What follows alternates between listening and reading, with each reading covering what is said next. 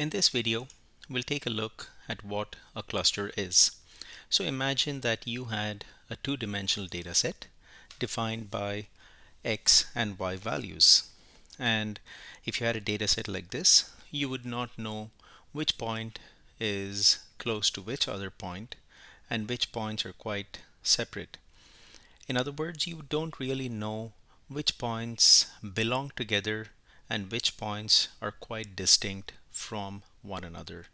This is unstructured data. In other words, we don't really know if any points share similar characteristics. So what we're trying to do is to identify patterns within this data set. And because it's a two-dimensional data set, it's going to be very easy for us to plot this data.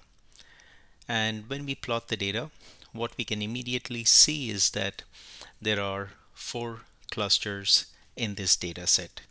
I call these clusters because these are points that share similar characteristics and are quite distinct from one another.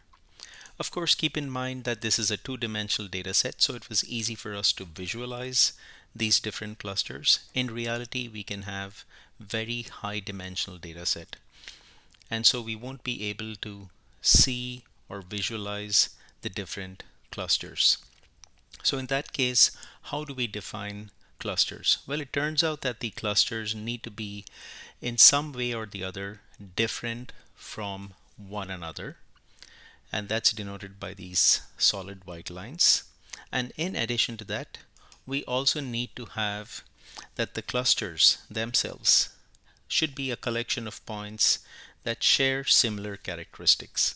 In our case, we're dealing with x and y values, so we can see that cluster 4 is a collection of points that shares similar x and y values.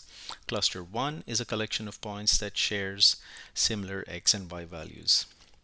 The intra-cluster distance, or the distances within the cluster, are actually quite small in comparison to the inter-cluster distance, or the distances between clusters.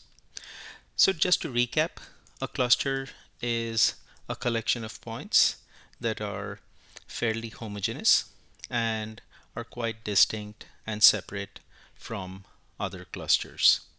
So with this two-dimensional example, we were able to illustrate what exactly a cluster is defined by.